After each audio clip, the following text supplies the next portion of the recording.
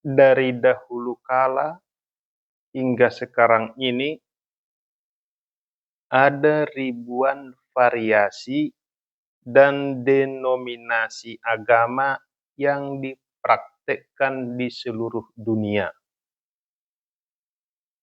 Masing-masing agama memiliki Tuhan sesuai versi agama-agama tersebut.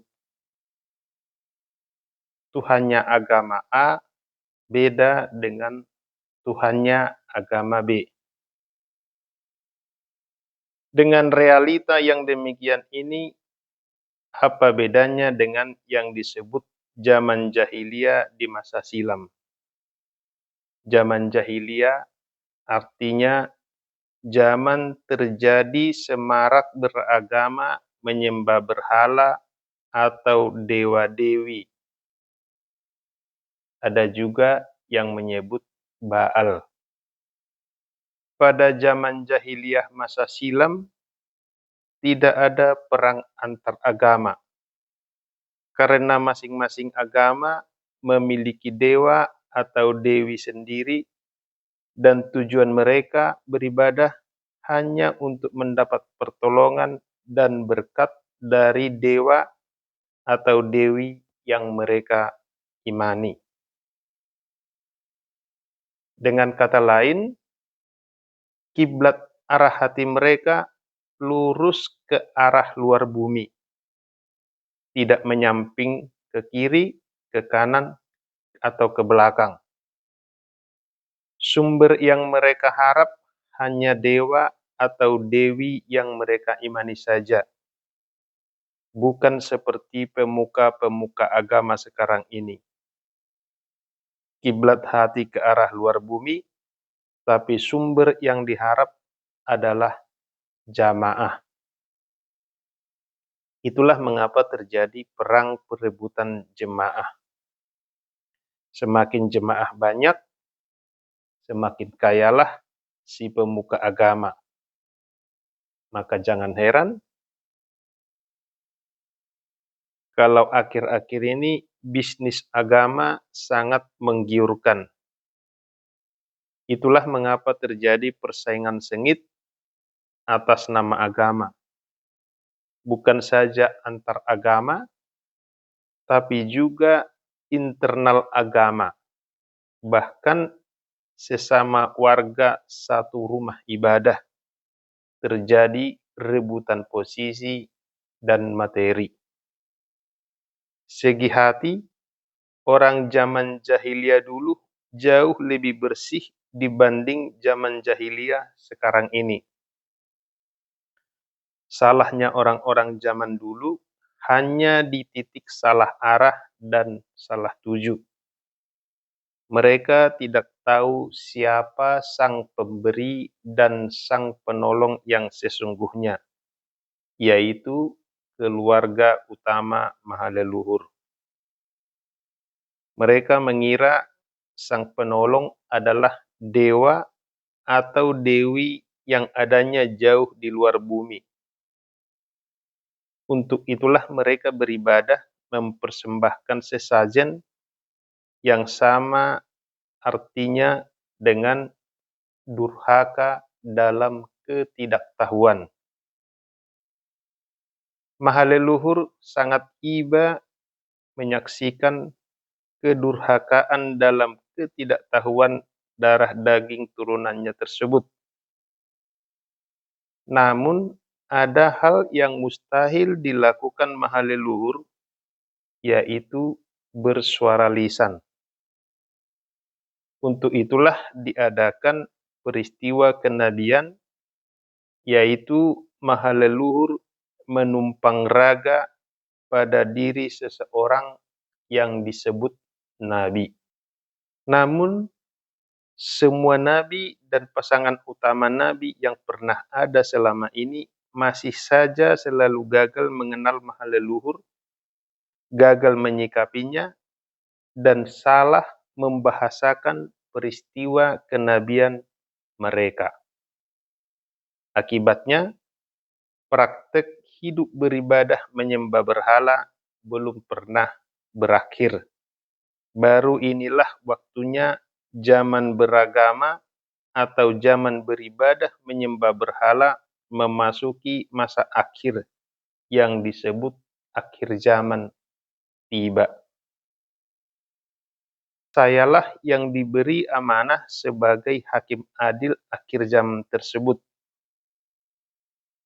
Tugas saya selaku hakim adil hanya sebatas memberitahu yang benar dan yang sebenarnya saja, tidak untuk berdebat atau beradu argumen.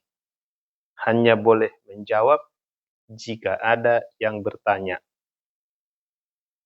Saya tidak boleh salah, tidak boleh memaksa, menyuruh paksa, pun melarang paksa.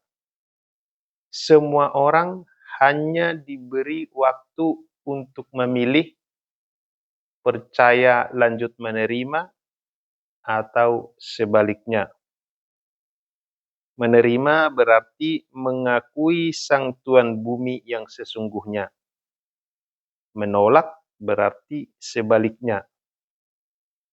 Konsekuensi otomatis menolak ialah tereliminasi dari bumi keluar bumi.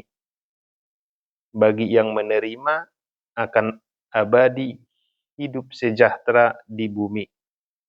Salah satu dari dua pilihan inilah yang menjadi vonis final bagi setiap diri semua orang. Tentu sangat adil dan rasional. Ini sangat di luar perkiraan semua orang selama ini. Hakim adil yang selama ini ditunggu umat agama datangnya dari luar bumi. Ternyata tidak.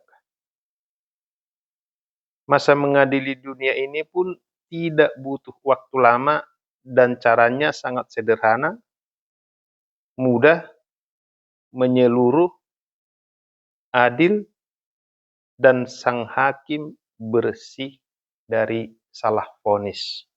Ini sinkron dengan janji yang pasti digenapi yang diucap lebih dari satu nabi.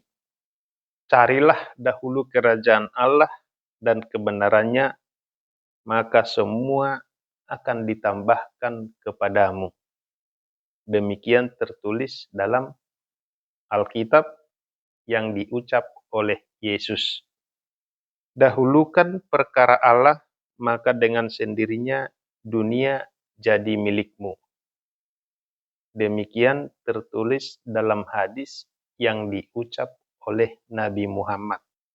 Oleh karena saya melakukannya dengan sungguh-sungguh dan sepenuh hati, maka sayalah yang menerima isi janji tersebut. Ini bukan klaim tanpa bukti dan sangat bisa diuji buktikan. 3 hal paling utama diterimakan ke saya, yaitu 1. Jaminan bebas dari celaka. Artinya, saya sangat terpelihara, dilindungi Yang Maha Kuasa. Yang kedua, saya diberi kuasa seucap nyata. Jadilah, maka jadi. Yang ketiga, saya diberi jabatan Tuhan atas seluruh isi bumi. Maka untuk itulah sekarang ini saya melakukan seleksi yang didasari kasih sayang tanpa pilih bulu. Syarat utama yang harus ditaati jika tidak ingin tereliminasi dari bumi ialah pecat iman, tidak durhaka, dan tidak khianat, alias patuh dan setia.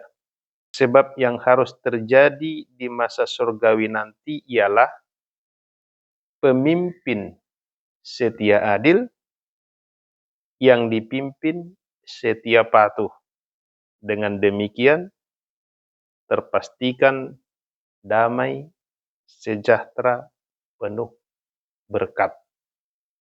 Tidak ada kompetisi, tidak ada lagi klaim ini milikku, itu milikmu, Yang ada adalah milik kita bersama sebagai keluarga besar, keluarga surgawi, saudara dalam satu pemimpin.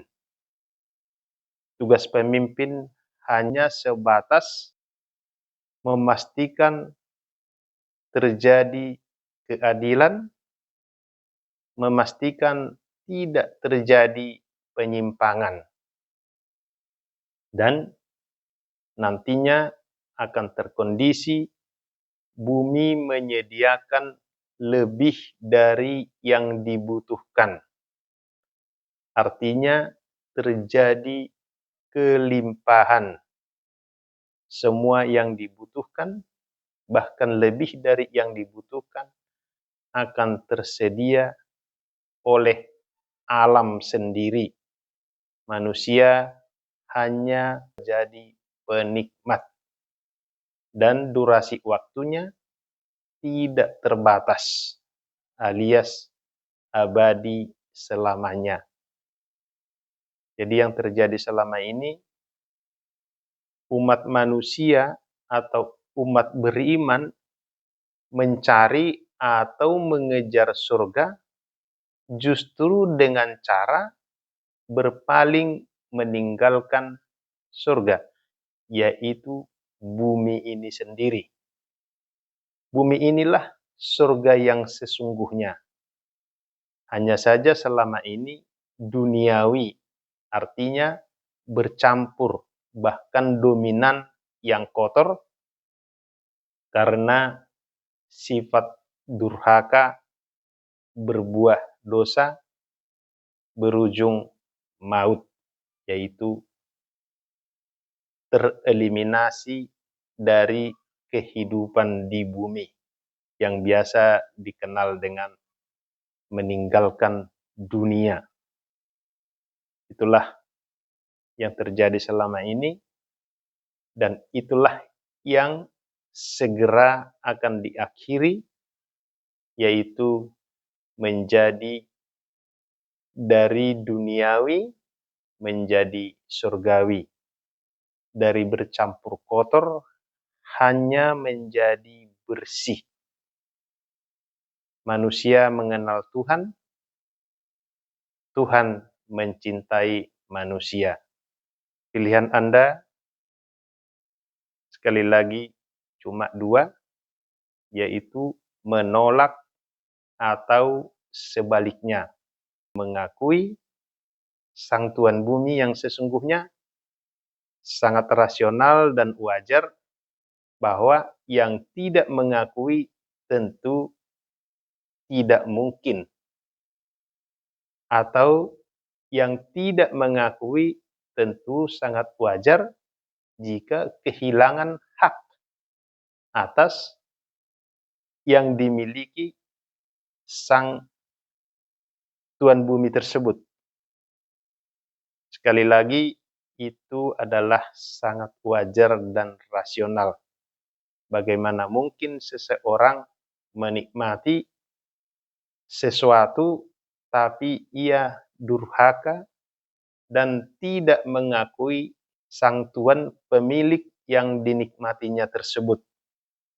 Masa seperti itulah selama ini yang terjadi, yaitu mendapatkannya dari A, tapi bersyukur berterima kasihnya bukan ke A, alias durhaka dalam ketidaktahuan. Karena terjadinya dalam ketidaktahuan, maka mengakhirinya adalah lebih dulu diberitahu. Di sini akan terjadi kaum bebal hati merugi, dan mereka yang sudi bertobat akan menerima sukacita tanpa batas atau sebanyak mau, dengan durasi waktu yang juga tidak terbatas, alias kekal abadi selamanya. Pilihan Anda hanya dua, yaitu tadi menerima atau menolak, berpaling atau bergeming, berpaling dari jalan yang salah atau bergeming di jalan yang salah tersebut. Pada setiap pilihan sudah melekat konsekuensi masing-masing, dan konsekuensi itu sifatnya otomatis. Tidak ada ruang untuk bersyafaat atau negosiasi, karena sudah diberitahu dengan sangat terang, rinci, dan jelas.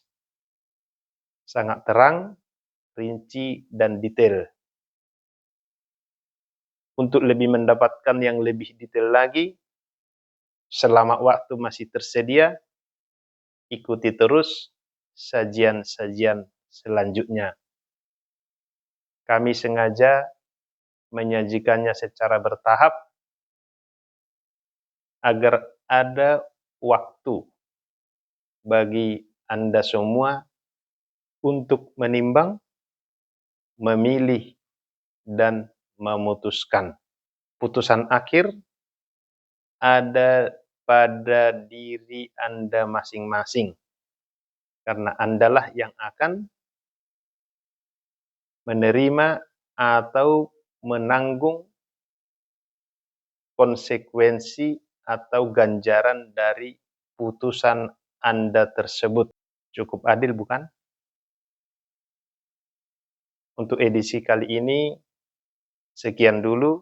Saksikan di edisi berikutnya.